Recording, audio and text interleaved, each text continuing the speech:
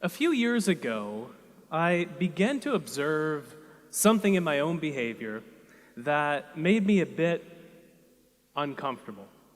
And that was that from the moment that I woke up to the morning, to the end of the day, my life was a series of screens. I started the day with the thing that woke me up first thing in the morning, my phone. And so I sat there in bed watching various cooking videos on Instagram and bouncing around between a bunch of different applications. But then it was time to get out of bed and cook breakfast. And so the thing that I focused then on, in addition to the omelet in the pan, was the iPad that was right next to the oven. And then it was time to do some work. And so I went to a different screen, which was attached to another screen itself, all the while this little devil on my wrist was tapping and beeping and blooping and distracting me as I was trying to get important stuff done. But there was one particular offender out of all of these different devices that I wasted more time on than anything else. That was this dastardly thing, my phone. I could spend hours on this thing every single day. And so I decided to essentially, for all intents and purposes, get rid of the thing for a month. As an experiment, I thought I'm going to live on this thing for just 30 minutes every single day at a maximum. And so this is the amount of time I have for maps. This is the amount of time to call my mother. This is the amount of time that I have for everything that I could possibly want to do, to listen to music, to listen to podcasts. And I observed what happened during this time. It took about a week to adjust downward into a new, lower level of stimulation. But once I did, I noticed that three curious things began to happen. First, my attention span grew. It was like I could focus on things not effortlessly, but with much more ease than I could before this experiment started. In addition to this, though, as I was going about the world, and especially when my mind wandered a bit, I had more ideas that my mind arrived at. And on top of this, I had more plans and thoughts about the future. Getting rid of one simple device led to these three effects. Why? Noticing this a few years back led me on this long journey to get to the bottom of what it takes to focus in a world of distraction. I poured over hundreds of research papers from front to back. My office, I don't know if you've ever watched one of those crime shows where somebody's solving a murder, and so they have this big Bristol board and there's string attached to papers, attached to memos, attached to newspaper clippings. This is like what the state of my office was. I flew out to meet experts around the world who study focus. I conducted more experiments on myself until the point I had 25,000 words of research notes about why this is the case. How does technology influence our attention and our ability to focus? I want to start with the attention spans that we have. This is how we pay attention to the world around us and how much control we have over our focus. The research around this particular area is fascinating. It turns out that when we do work in front of a computer, especially when our phone is nearby, we focus on one thing for just 40 seconds before we switch to doing something else. And when we have things like Slack open as we're doing some work, this lowers to 35 seconds.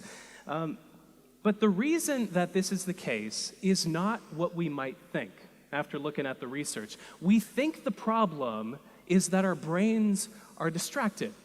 But after looking at the research, this is what I've come to know as a symptom for the deeper problem, which runs much more deeply. It's the root cause of this distraction.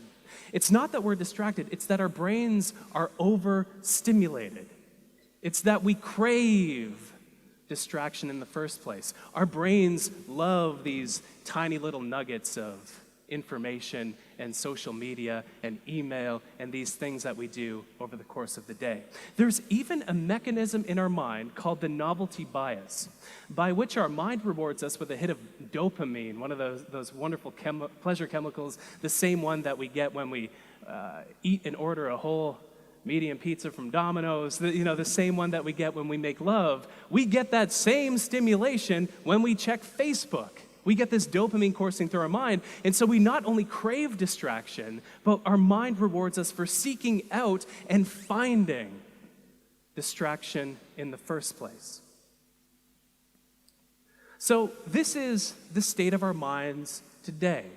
We're at this hyper-stimulated state where we bounce around between these bunch of different objects of attention that are very, very stimulating for our mind. And so I thought, okay, if the phone had this impact on my attention span, what if I lowered how stimulated I was even more still? And so, this feeling that we experience when we go from being in a state of high stimulation into a state of low stimulation, it has a name. That name is called boredom. This restlessness that we feel when we have this super busy week and then we're lying on the couch on a Sunday afternoon thinking, all right, what am I doing now? So I put out a call to the readers of my website and I asked them, what is the most boring thing that you can think of doing? I'm going to make myself bored for an hour a day for a month. And so I did some stuff that I still am upset about from my readers to this day. Day 1, I read the iTunes terms and conditions for 1 hour. It's actually shorter and more readable than you might think. Day 4, I waited on hold with Air Canada's baggage claims department. It's very easy. This is the trick. If you want to make yourself bored, don't call the reservations department. Call the baggage claim people, because you're going to wait for hours if you ever get through it all. Day 19, I counted all the zeros that I could in the first 10,000 digits of pi. Day 24, I watched the clock. Tick, tick, for 1 hour. And 27 other activities this month. Jeez. I still think back. But curiously, I noticed the exact same effects as I did during the smartphone experiment. It took about a week for my mind to adjust downward into a newer, lower level of stimulation. And this maps curiously on top of research that shows that it takes our mind about 8 days to fully calm down and rest, like when we're on vacation as an example. Our vacations need to be longer than they are today. But I also noticed that my attention span expanded. I was able to focus even more effortlessly because I wasn't surrounded by fewer distractions, but my mind was so much less stimulated that it did not seek the distraction in the first place. But the fun part were these ideas and plans that struck me that didn't before. And the reason that this is the case is because my mind had a chance to wander more often. There's a great quote that I love that you might be familiar with from J.R.R. Tolkien, where he says that not all those who wander are lost. And the exact same thing is true, it turns out, with regard to our focus, with regard to our attention. If you think back to when your best, most brilliant ideas strike you, you're rarely focused on something. Maybe this morning you were taking a shower, or maybe some morning in the past, and then your mind had a chance to connect several of the constellations of ideas that were swirling around in your mind to create an idea that would never have materialized otherwise if you were focused on something else, on your phone, for example. This is a mode, especially when we do this deliberately, when we deliberately let our mind wander. I call this mode scatter focus. And the research shows that it lets our mind come up with ideas. It lets our mind plan because of where our mind wanders to. This is fascinating. It turns out that when we just let our attention rest, it goes to 3 main places. We think about the past, we think about the present, and we think about the future. But we think about the past less than we might think. Only about 12% of the time, and often the time we're recalling ideas in these thought-wandering episodes. But the present, which is a much more productive place to wander, we wander to think about the present 28% of the time. And so this is, it's something as simple as you're typing up an email, and you can't find a way to phrase something because it's very delicate, maybe it's political, you go and walk to another room, you go to another room of the house, of the office, and the solution hits you because your mind had a chance to approach it and prod at that problem from different directions. But here's the thing. Our minds wander to think about the future more than the past and the present combined. Whenever our mind is wandering, we think about the future 48% of the time. This is why when we're taking a shower, we plan out our entire day, even though it hasn't started yet. Right? This is called our mind's prospective bias, and it occurs when our mind wanders. If you're good with math, or maths, I should say, not in Canada anymore, these numbers don't add up to 100. It's because the rest of the time our mind is dull, it's blank, or it doesn't have an idea inside of it that is rooted in time. But whatever it is for you that lets your mind wander, something that's simple, something that doesn't consume your full attention. Mine happens to be something that is not necessarily stereotypic of my age and gender demographic, but I love to knit. Knitting is one of my favorite hobbies. I knit in planes, I knit on trains, I knit in hotel rooms. I was knitting in the hotel room before this event today because it helps calm you down, it helps settle your nerves. And I come up with so many ideas when I knit. I have a notepad next to me. But whatever it is for you, it might be taking that extra long shower. It might be taking a bath, upgrading your shower to a bath so you can soak not just with your body but with your ideas as well. Could be simple. If you're at work, walking from one room to another in the office. Very simple change, but if you don't use your phone during that walk, your mind will go to the meeting that you're about to attend. It'll go to the call that you were just on. It'll wander to the ideas that are circulating, and it'll make you more creative in this way. It could be something as simple as waiting in line and just, waiting in line.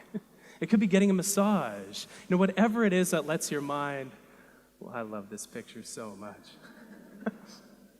Whatever you love doing, here's a pro tip. Ask your masseuse to let you have a notepad in the session because ideas always come to you and you're always incubating things, and so capture them so you can act upon them later.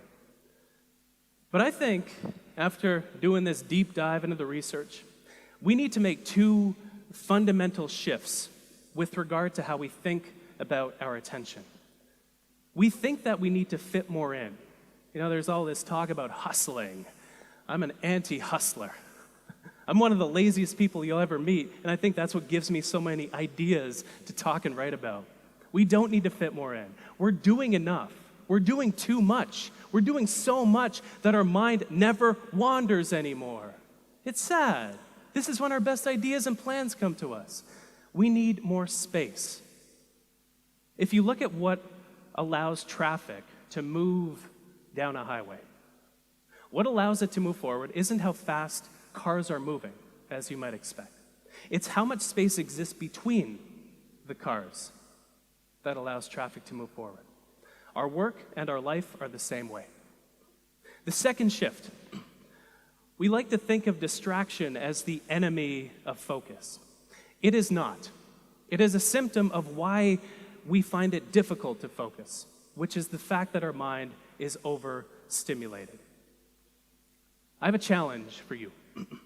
It's a 2-week challenge, but it's a challenge to make your mind a bit less stimulated and simply notice what happens to your attention. How many ideas do you get? How does your focus change? How many plans do you make? So for 2 weeks, make your mind less stimulated. There are so many great features on phones, on devices, that'll let us eliminate a lot of the time we waste on our devices. Use those features. Not only to become aware of how you spend your time, but how you can spend less so you have more ideas. Have a disconnection ritual every evening. One of my favorite daily rituals, I disconnect from the internet completely from 8 p.m. to 8 a.m. My fiance and I, we have a weekly disconnection ritual, a technology Sabbath every Sunday, so we can disconnect from the digital world and reconnect with the physical world, the real, actual world. Rediscover boredom. You don't have to do it for an hour.